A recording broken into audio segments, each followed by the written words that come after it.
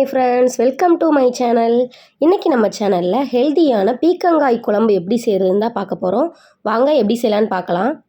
பீக்கங்காய் ஒரு 250 கிராம் இருக்கும். மேலே உள்ள தொலியை மட்டும் இப்போ நம்ம சீவி எடுத்துக்கலாம். இதே மாதிரி தொலியை மட்டும் நீக்கிட்டு எடுத்துக்கோங்க.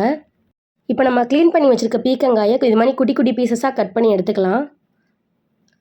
அடுப்பில் கடாய் வச்சு எண்ணெய் ஊற்றிக்கிடுவோம். ஒரு ஸ்பூன் கடுகு, ஒரு 15 சின்ன வெங்காயம் குட்டி குட்டியாக கட் பண்ணி எடுத்து வச்சுருக்கோம், அதையும் சேர்த்துக்கலாம். சின்ன வெங்காயம் சேர்க்கும்போது குழம்பு ரொம்ப டேஸ்ட்டாக இருக்கும். 4 பல் பூண்டு கட் பண்ணி எடுத்து வச்சுருக்கோம், அதையும் இது கூட சேர்த்துக்கலாம். கருவேப்பிலையில் ஒரு பச்சை மிளகாய், எண்ணெயில் நல்லா கோல்டன் ப்ரௌன் ஆகிற வரைக்கும் வதக்கி விட்டுருவோம். 2 சின்ன தக்காளி பேஸ்ட்டாக அரைச்சி எடுத்து வச்சுருக்கோம், அதையும் சேர்த்துக்கலாம். பேஸ்ட்டாக அரைச்சி சேர்க்கும்போது குழம்பு நல்லா திக்னஸாக கிடைக்கும். தக்காளி நல்லா வதங்கி எண்ணெய் பிரிஞ்சு வந்துருச்சு. இந்த டைமில் மசாலா பொருட்கள் சேர்த்துக்கலாம். 1 ஸ்பூன் மிளகாய்த்தூள், ஒரு சிட்டிகை மஞ்சள் தூள், 1 ஸ்பூன் மல்லித்தூள் சேர்த்து நல்லா வதக்கி விட்டுருவோம். பீக்கங்காயை சேர்த்துடலாம். நல்லா மசாலாவோடு சேர்த்து வதக்கி விட்டுருங்க. பீக்கங்காய் தண்ணி விட்டு தான் வெந்து வரும். 1/2 டம்ளர் மட்டும் தண்ணி சேர்த்து பீக்கங்காயை வதக்கி விட்டுருவோம்.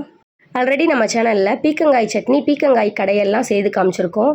லிங்க் டிஸ்கிரிப்ஷனில் இருக்குது, வேணுங்கிறவங்க செக் அவுட் பண்ணி பாருங்கள். குழம்புக்கு தேவையான அளவு உப்பு போட்டுக்குவோம். குழம்பு நல்லா கொதி வர ஸ்டார்ட் ஆயிடுச்சு. இந்த டைமில் ஒரு மூடி போட்டு மூடி வச்சுருங்க. இப்போ ஒரு ஃப்ரெஷ்ஷாக தேங்காய் மசாலா அரைச்சி எடுத்துக்கலாம். 2 ஸ்பூன் துருவின தேங்காய், 1 ஸ்பூன் சீரகம், 1 ஸ்பூன் பொரிகடலை, கொஞ்சமாக தண்ணி விட்டு மிக்ஸி ஜாரில் நல்லா பேஸ்ட்டாக அரைச்சி எடுத்துக்கோங்க. காய் ஒரு 50% வெந்து வந்துருச்சு.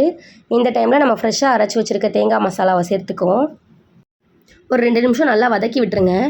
குழம்பு நல்லா திக்கான கன்சிஸ்டன்சியில் இருக்குது. இந்த டைமில் இன்னும் கொஞ்சம் தண்ணி ஊற்றி மூடி போட்டு மூடி வச்சுருங்க. 5 நிமிஷம் மீடியம் ஃப்ளேம்லேயே வச்சு எடுத்துக்குவோம். பாருங்கள், எண்ணெய் பிரிஞ்சு காய் நல்லா வெந்து வந்திருக்கு. பீக்கங்காய் வாசனையோட குழம்பு நம்மளுக்கு ரொம்ப டேஸ்ட்டாக ரெடி ஆயிடுச்சு. இந்த டைமில் கொத்தமல்லி இலைகளை தூவி இறக்கிடலாம். இந்த பீக்கங்காய் குழம்பு பிகினர்ஸ் கூட ரொம்ப ஈஸியாக செஞ்சு முடிச்சிடலாம். ட்ரை பண்ணி பாருங்கள். வீடியோ பிடிச்சிருந்துச்சுன்னா லைக் பண்ணி, ஷேர் பண்ணி, கமெண்ட் பண்ணுங்கள். இது மாதிரி ஹெல்த்தியான ரெசிபிஸ் பார்க்க நம்ம டிகே ஹெல்த்தி ஃபுட்ஸ் சேனலை சப்ஸ்கிரைப் பண்ணுங்கள். தேங்க்யூ.